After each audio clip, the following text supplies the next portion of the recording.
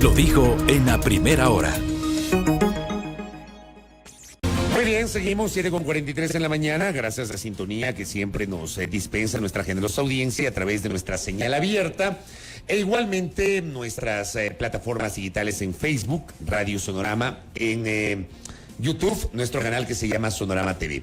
Seguimos hablando de las propuestas de la campaña política y obviamente las alertas que generan algunos de los candidatos a la Asamblea y a la Presidencia y Vicepresidencia de la República de cara a las elecciones presidenciales y legislativas anticipadas del próximo 20 de agosto.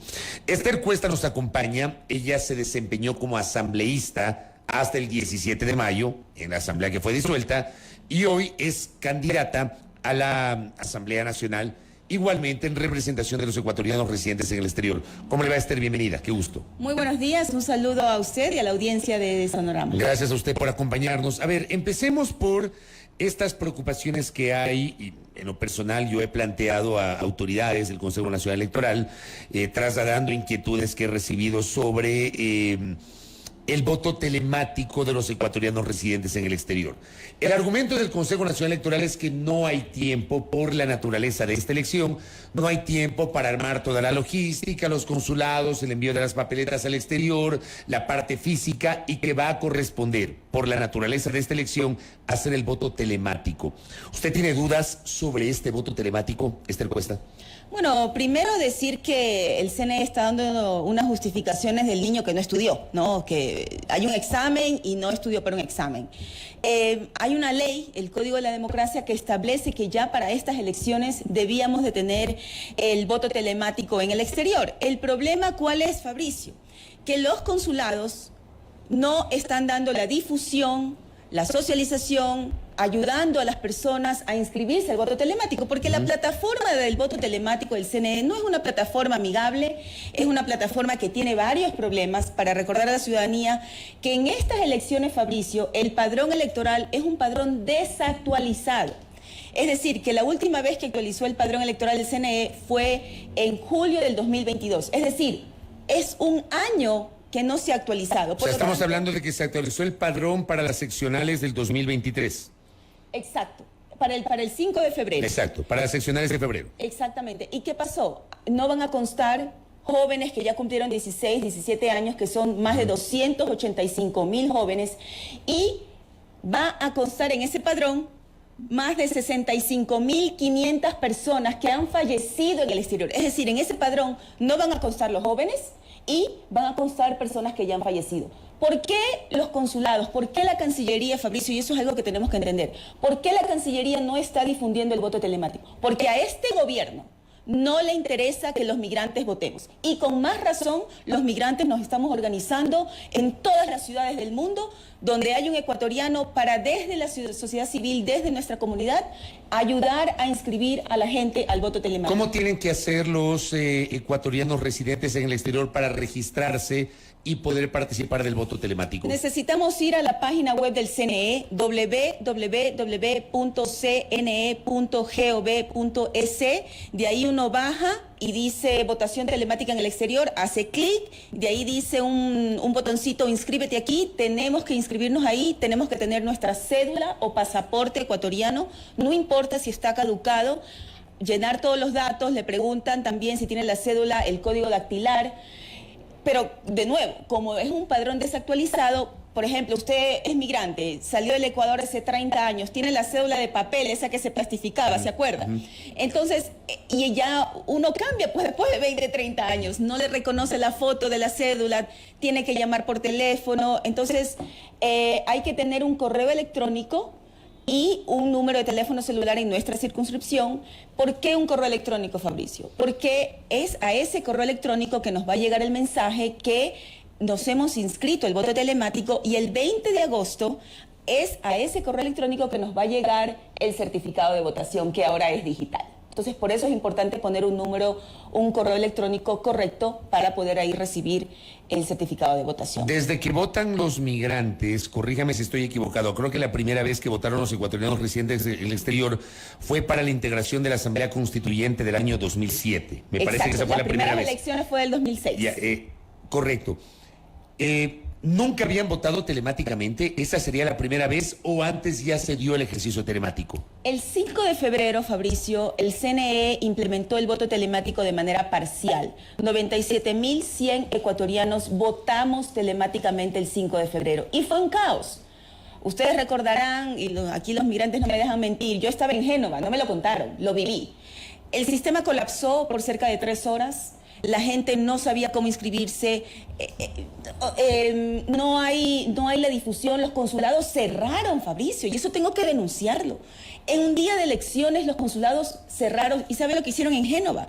Pusieron a 2 carabinieri afuera del consulado para que la gente ni siquiera pueda pedir información. ¿A qué le tienen miedo? Tienen miedo del voto migrante, tienen miedo de la fuerza. ¿Pero quién tiene miedo? Migrantes. El gobierno. ¿Por qué dice el gobierno? Y acá me envía un mensaje, me dicen la competencia de difusión y promoción la tiene el Consejo Electoral, no el Ministerio de Relaciones Exteriores.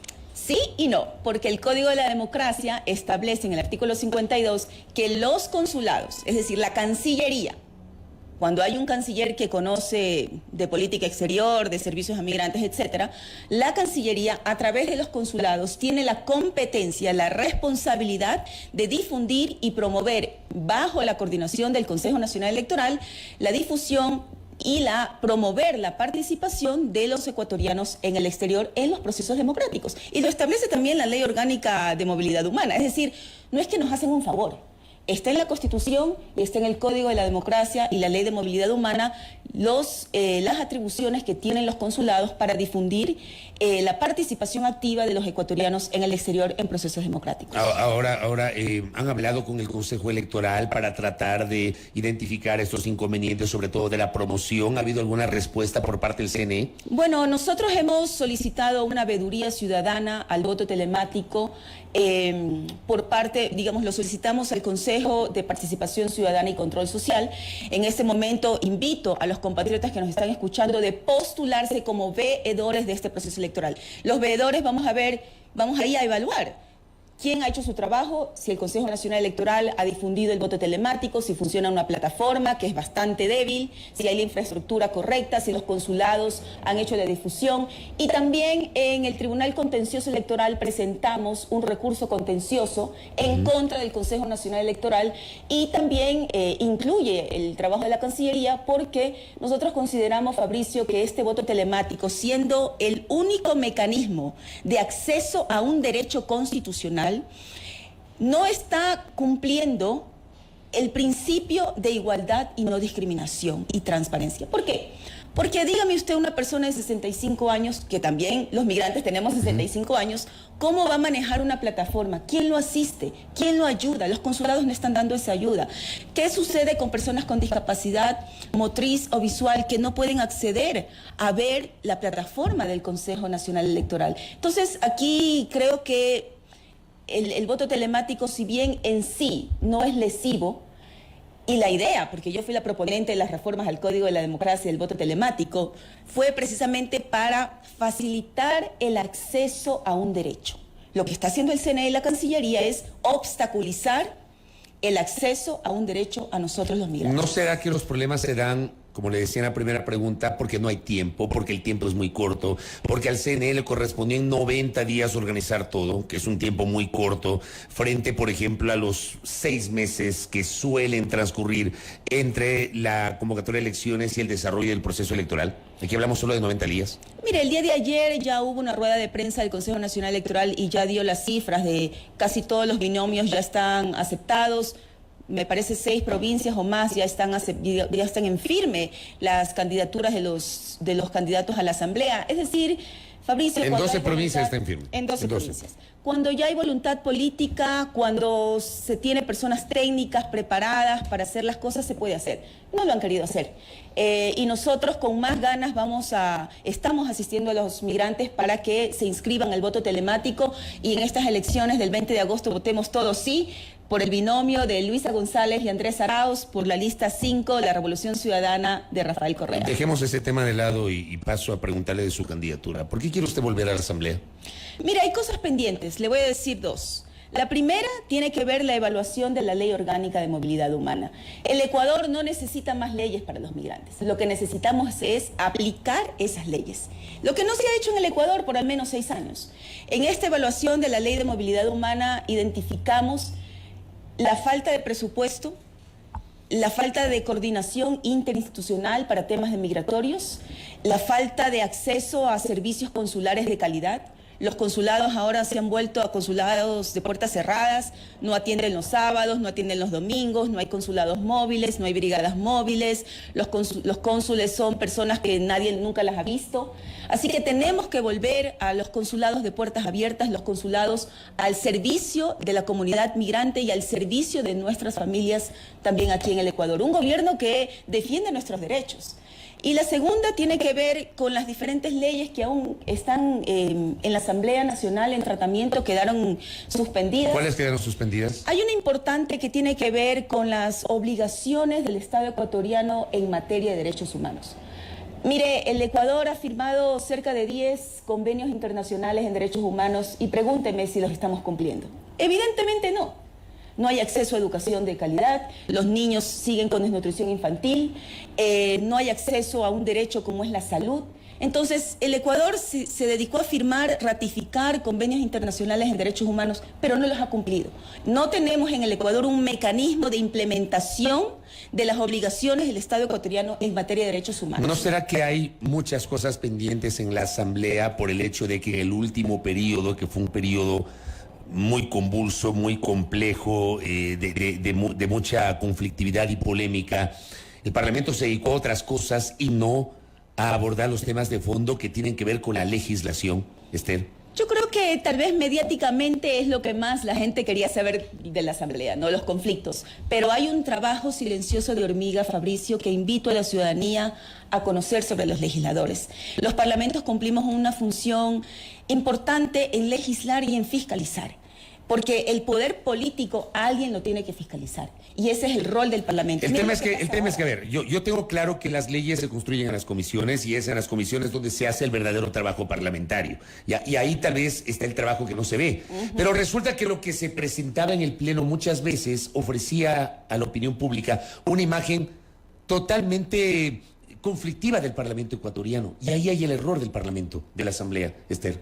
Tal vez las resoluciones, yo soy una de las asambleístas que siempre dije que no estoy a favor de las resoluciones. ¿Usted cuántos proyectos de resolución planteó? Los que yo he planteado al menos eran unos cuatro, pero le digo que son temas de migrantes, pues no la resolución por el Día del Cangrejo. O sea, me encanta el cangrejo, soy guayaca, pero hay cosas importantes que tenemos que hacer en el Parlamento. Propuse, por ejemplo, la resolución sobre el tema de los aranceles consulares. Subieron los aranceles consulares, Fabricio, en un momento de crisis cuando los migrantes estábamos en plena pandemia, nos quedamos sin trabajo o se redujo las horas de nuestro trabajo, donde perdimos un familiar, donde tuvimos que mantener a nuestras familias en el Ecuador. En ese momento, el gobierno de Moreno, antes de terminar su mandato, semanas antes, sube los precios de los aranceles consulares. Lazo entró al poder y no redujo esos precios. Entonces nosotros estamos ahí para luchar por los derechos. Yo entiendo que hay resoluciones y resoluciones y coincido con usted, pero por otra parte, a ustedes y particularmente a la bancada de UNES, hoy llamada Revolución Ciudadana, les acusaron permanentemente de conspirar durante los 2 años contra el presidente Lazo. Bueno, yo no utilizaría la palabra conspirar. Lo que sí... Ese es el argumento utilizado por los críticos ustedes, que ustedes se dedicaron a conspirar. Bueno, lo que yo diría es que nosotros nos dedicamos a defender los derechos de los ecuatorianos. Si eso le fue incómodo al señor Lazo, ya sabemos por qué disolvió la Asamblea. En pleno de un proceso de impeachment, de juicio político. O sea, evidentemente fuimos incómodos porque estuvimos ahí siempre para defender los derechos de los ecuatorianos dentro y fuera de la política. Pero al final, ustedes, desde casi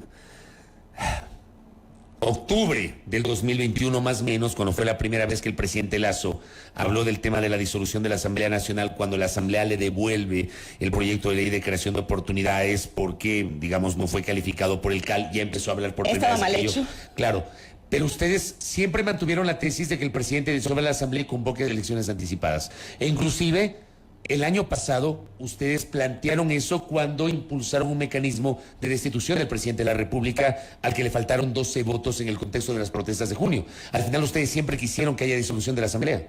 Lasso terminó haciéndolo. Al final, el problema aquí fue, Fabricio, en medio de un proceso de juicio político. Y creo que esas son algunas de las tareas que tendremos que reformar en la Constitución. De que evidentemente se podrá disolver el Parlamento, pero no en medio de un juicio político, porque eso interrumpe también un proceso constitucional. ¿Qué van a hacer ustedes con el juicio político si vuelven a la Asamblea Nacional, Esther? Bueno, tendremos que analizar para iniciar posición? Nuevamente un juicio político. ¿Pero tienen una posición sobre eso? No tenemos una posición, no hemos conversado de esto, pero le voy a dar mi criterio personal. O sea, no tienen una posición oficial como no. candidatos, no la tienen. No, pero lo que sí le puedo decir es que tendremos que analizar para evaluar y empezar un nuevo juicio político, porque tenemos igual un año después de que el señor Lasso cese sus funciones como presidente de la República. Así que los plazos todavía estarían. Claro, lo que pasa es que si ustedes llegan a la Asamblea y hay segunda vuelta, la Asamblea se posicionará siendo aún Guillermo Lasso presidente de la República. Aquí la pregunta del millón es, si es que, dependiendo de la configuración de la próxima Asamblea Nacional, ¿cabría continuar con el juicio político como quedó el 16 de mayo? ¿O qué pasaría? Porque no hay una norma expresa en ese sentido. El gobierno interpreta de que ya no cabe el juicio político, pero en la ley no dice que el juicio político se extingue por la disolución del Parlamento ecuatoriano. Esas son una de las primeras resoluciones que vamos a tener que aprobar. Y esas son resoluciones importantes, Fabricio. La primera, no, es que eso es importante. La primera tiene que ver con el juicio político y la segunda sobre los proyectos de ley que se encuentran en trámite suspendidas en las comisiones. Porque no existe la ley sobre qué va a pasar con eso. Entonces, la una tiene que ser sobre el juicio político y la segunda sobre las resoluciones. Y eso tendremos que tomar esta decisión en el nuevo pleno de la Asamblea Nacional. ¿Cómo vamos a proceder? Acá me escriben desde Machal y le envío un abrazo a Felipe, que me pide que le pregunte. ¿Por qué votar nuevamente por una asambleísta cesada en funciones? Y dice, ¿no vale la pena votar por otras personas? Bueno, les voy a decir Pregunta que textual y traslado. Sí. Yo creo que es importante votar por quien tiene experiencia, por quien conoce las leyes, por quien conoce los procedimientos, por quien conoce el Estado, Fabricio. Y es lo mismo que nosotros decimos en nuestro binomio. ¿Por qué votar por Luisa y por Andrés? Por gente capaz, gente profesional, gente que entiende las realidades del país y gente también que tiene un equipo para poder transformar la patria. Hay asambleístas, candidatos asambleístas que por ahí le dirán, no, necesitamos la ley de los migrantes, la ley de los retornados. El Ecuador, Fabricio, no necesita más leyes. El Ecuador necesita un gobierno que cumpla las leyes y una asamblea que fiscalice en función de las necesidades de la gente. Ustedes hicieron en las últimas semanas una campaña digital, la campaña de los borregos, ¿ya? No diga que no son bonitos. No, sí, pero digo, o sea, tiene unas lecturas. Ustedes creo que obtuvieron el objetivo de generar conversación, de posicionar un mensaje. No sé si eso les alcance para sumar nuevos electores, pero yo he dicho públicamente, me parece a mí que esa campaña sirvió para empoderar a su propia militancia. Pero acá nos pregunta otro oyente, ¿por qué usar un borrego como símbolo de campaña? ¿El borrego es el símbolo de la campaña de Revolución Ciudadana, Esther? El borrego es uno de los mensajes que hemos querido transmitir. ¿Pero qué significa el borrego para ustedes? Al haber tomado una imagen de algo que de alguna manera sirvió por sus críticos para denostrarlos a ustedes, ¿por qué utilizan esa imagen ahora para tratar de empoderar un mensaje? Mire, el término borrego, como los términos que han sido peyorativos, el mismo término indio, el mismo término que se ha usado desde una visión colonial, eurocéntrica, es esta imagen que hemos querido tomar de reapropiarnos, de reivindicar un símbolo, una imagen, una palabra, también para mostrar un mensaje positivo de lo que nos han querido insultar. A mí me habrán podido decir sudaca, migrante, de lo que sea. Es la segunda vez en mi vida que escucho el término sudaca. Mire, entonces es un término que puede ser peyorativo, pero nosotros lo estamos utilizando precisamente para transformarlo en un mensaje positivo. Y el término borrego también ha sido un término que se ha usado en la época colonial para denostar a la gente. Así que yo creo que es un mensaje que nos ha brindado ternura. Pero para algunos, la imagen del borrego puede entenderse como lealtad a alguien o sumisión a alguien. Yo diría más bien gente, o sea, lo que somos es gente trabajadora, gente leal no a una persona necesariamente, Fabricio, leal a un país, leal a un pueblo que ha mostrado por años su compromiso y una coherencia. Así que yo creo que el término y la imagen de borrego transmite también esa ternura que es la Revolución Lo de la Ciudadana. candidatura de Luisa González no termina siendo una decisión del líder máximo de esta organización política, traduciendo aquello en una persona que se ha mostrado leal desde la óptica de ustedes o sumisa desde la óptica de sus críticos. Bueno, hay 47 asambleístas, Fabricio, que hemos sido leales, repito, no solamente al expresidente Rafael Correa, sino a todo un pueblo que nos ha apoyado en las urnas y a todo el pueblo ecuatoriano, a las grandes mayorías. Luisa es una compañera que ha sido leal a un proceso político, al proceso de la Revolución Ciudadana, una mujer, una madre, una mujer capaz, una mujer manabita, una mujer que conoce las realidades del país.